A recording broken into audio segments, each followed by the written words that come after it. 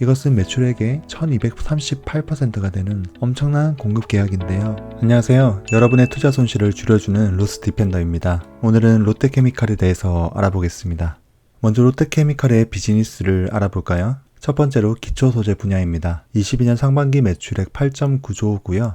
74%를 차지할 정도로 핵심 산업이라고 할 수 있습니다. 특히 수출을 65% 하고 있고요. 다음으로 첨단 소재 부문인데 22년 상반기 매출액으로 3.2조, 그리고 매출액의 26%를 만들어내고 있습니다. 특히 첨단 소재 부문은 수출을 86%할 정도로 수출 지향적인 산업이라고 할 수 있습니다. 세 번째로 글로벌 사업장인데요. 롯데케미칼은 전 세계에 공장과 영업본부를 두고 있고요. 네 번째로 간단한 비즈니스 모델입니다. 보통 국내 정유회사나 해외 정유회사로부터 납산이라고도 하는 나프타를 수입하거나 내수로 공급받고요. 그래서 국내 공장과 해외 공장에서 화학 제품을 만들어 국내 제조업체 또 해외 제조업체로 수출을 하고 있습니다. 다음으로 롯데케미칼의 성장성에 대해서 한번 알아볼까요? 이 그래프는 2013년부터 2022년까지 연도별 매출액입니다. 제일 낮을 때가 2015년 11조 7천억 원이고요. 가장 높을 때는 2022년 21조 원을 예상하고 있습니다. 보시면 그래프가 어떤 한 방향으로 가는 것이 아니라 여러 번 곡선을 변화되어서 나타내고 있죠. 그래서 롯데케미칼이 속한 화학산업을 시클리컬이라고 하기도 하고 사이클 산업이라고도 하기도 합니다. 그래서 유가나 또 공급과 수요 그리고 경기에 따라서 좋을 때가 있고 나쁠 때가 있다는 것을 알아두면 좋을 것 같고요. 다음으로 제품 가격이 20년 대비해서 21년에 큰 폭으로 오른 것을 볼 수 있고요. 일단 제품 가격이 오른다는 것은 매출액도 커지고 그만큼 수익성도 확보되기 때문에 좋은 점이라고 할 수 있겠죠. 다음은 롯데케미칼이 집중하고 있는 신성장 동력 부문입니다. 최근에 가장 이슈가 되었던 일진 머터리얼즈를 2.7조에 지분 53.3%를 인수했습니다. 일진 머터리얼즈는 세계 4위의 동박 제조업체입니다. 동박은 전기차의 필수적인 소재인데요. 그래서 롯데케미칼은 이 인수를 통해서 전기차 배터리 소재 산업에 진출하고자 하는 것입니다. 일진 머터리얼즈는 매출 6,800억 원 정도가 나오고요. 영업이익과 순이익이 약 10% 정도의 아주 알짜 회사라고 할 수 있고요. 그리고 최근에 삼성 SDI에서 8.5조 원의 단일 공급 계약을 따냈습니다. 이것은 매출액의 1238%가 되는 엄청난 공급 계약인데요. 그래서 22년부터 30년까지 8.5조기 때문에 일진 머터리얼즈의 매출액은 매년 1조 원 정도가 더 추가된다고 보시면 될 것 같습니다. 다음으로 롯데케미칼은 롯데정밀화학 지분을 계속해서 매입했는데요. 최근에는 43.5%까지 매입을 완료했습니다. 지분이 50%가 넘어가게 되면 연결회사로 편입되게 되고요. 롯데정밀화학의 경쟁력은 미래의 중요한 화학 성분인 암모니아 부문에서 동부가 유통 1위를 기록하고 있습니다.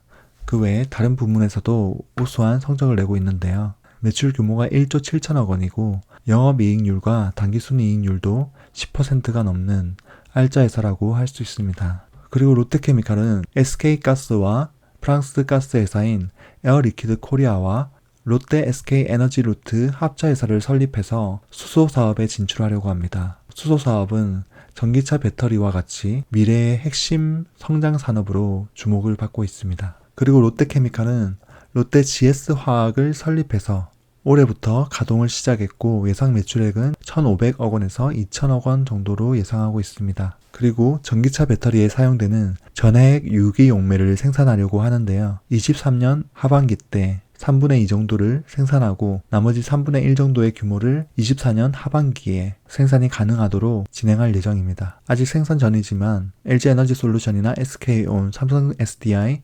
테슬라로부터 공급에 대한 문의가 계속 오고 있는 상황입니다. 그리고 롯데케미칼은 미국 내 배터리 소재 투자 지주사를 설립했고요. 양극박부터 리튬 메탈 응급제 사업, 그리고 전해액 유기용매 사업, ESS 사업까지 외국 회사의 지분 인수나 MOU 협약을 통해서 계속해서 사업을 구체화하고 있습니다. 네, 수익성 부문을 보겠습니다.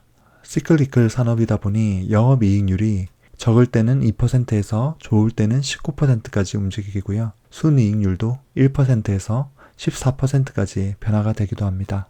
그래서 이 그래프는 2013년부터 2022년까지의 영업이익과 순이익이 파란 그래프와 빨간 그래프로 표시가 되어 있고요. 또 초록색 선으로 된 그래프는 유가인데요. 잘 보시면 유가가 $90가 넘는 2013년, 2014년, 2022년도에는 영업이익과 순이익이 매우 좋지 않은 모습을 보였고요. 유가가 $80 이하인 2015년부터 19년 그리고 21년도에는 영업이익률과 순이익률이 아주 높아지는 것을 볼 수 있습니다. 그래서 유가가 수익에 얼마나 영향을 미치는지 알 수 있고요. 최근의 영업이익과 순이익 트렌드를 보면 22년도에 영업이익이 적자로 전환됐고요. 3쿼터까지 적자가 예상되고 있습니다.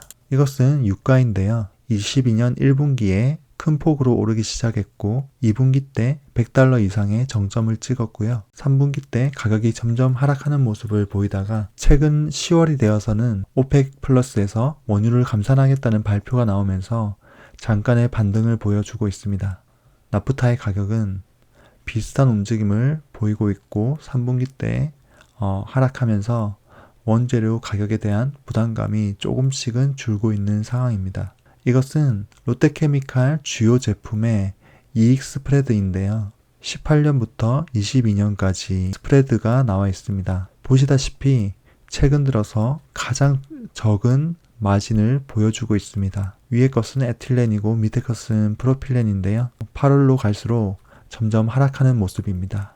그래서 향후에 이 이익 스프레드가 얼마나 올라오는지가 가장 중요한 부분이 될 것 같고요. 특별히 수익성 부문에서 롯데케미칼이 신성장 동력으로 추진하고 있는 것은 HPC 공장 준공을 완료했습니다. 현대케미칼은 현대오일뱅크와 롯데케미칼이 설립한 합자회사이고요. 특별히 납사보다 저렴한 정유 공장의 부산물을 활용해서 화학소재를 생산하기 때문에 친환경 화학소재 사업에 진출했다고 볼 수 있고요. 기대되는 효과로는 롯데케미칼의 원가 절감이 가능할 것이라는 부분입니다. 다음은 롯데케미칼의 안정성을 볼까요? 부채 비율은 52%로 아주 낮은 비율을 보여주고 있고요. 유동 비율도 194%로 유동자산으로 1년 이내에 갚아야 되는 부채인 유동부채를 충분히 갚을 정도의 비율을 보이고 있습니다. 당좌 비율도 127%로 당좌 자산으로 유동부채를 충분히 커버하는 좋은 비율을 나타내고 있습니다. 특별히 회사채 등급도 AA+로 이자 납입에 대한 높은 신뢰성으로 타 회사들에 비해서 낮은 금리로 돈을 빌릴 수 있음을 의미합니다. 다음으로 몇 가지 투자 지표를 간단히 살펴보겠습니다. 주가 15만 4천 원을 기준으로 롯데케미칼 전체를 산다고 했을 때 시가총액은 5.3조 원이고요. 퍼의 경우 최근 4분기 순이익을 기준으로 했을 때 9.8이고 22년 예상 순이익을 했을 때는 오히려 순이익이 감소되는 부분이 있기 때문에 21.8로 추정됩니다. 그리고 ROE는 아무래도 순이익이 최근에 많이 떨어졌기 때문에 3.4%로 낮은 수치를 보이고 있고 특별히 PBR과 PSR이 이 롯데케미칼의 저평가된 부분을 잘 나타내고 있는데 자본 대비해서 시가총액인 PBR은 0.34배이고 매출액 대비해서 시가총액인 PSR은 0.26으로 나타냅니다. 롯데케미칼의 주가가 추가로 빠지게 될 경우 PBR과 PSR이 다음과 같이 더욱더 저평가될 것으로 보이고요. 그리고 2004년부터 2022년까지의 롯데케미칼의 주가인데요. 특별히 노란색은 영업이익이고 파란색이 주가입니다. 거의 주가가 영업이익을 따라서 움직이는 것을 볼 수 있는데 지금 주가가 역사적인 저점에 도달해 있는 모습을 알 수 있습니다. 그러면 롯데케미칼을 요약하고 평점을 매겨보겠습니다. 먼저 성장성 부문에서 일진 머터리얼즈를 인수하고 롯데정밀화학의 지분을 인수하고 있는 점 감안해서 4.0점으로 평가했고요. 수익성의 경우 아무래도 현재 이익 스프레드가 악화되어 있기 때문에 1.5점으로 책정했습니다. 안정성에 대해서는 재무 안정성이 매우 높지만 일진 머터리얼즈를 인수해서 단기적으로 부담될 것을 예상해서 2.5점으로 책정했고요. 투자 적정성에 대해서는 현재 역사적 저점에 근접해 있고 저평가 매력이 있는 점을 감안해서 4.5점으로 책정했습니다. 종합 3.1점으로 책정했습니다. 오늘은 롯데케미칼에 대해서 알아봤고요. 구독과 좋아요, 알림 설정을 눌러주시면 큰 힘이 됩니다. 지금까지 로스디펜더였습니다. 감사합니다.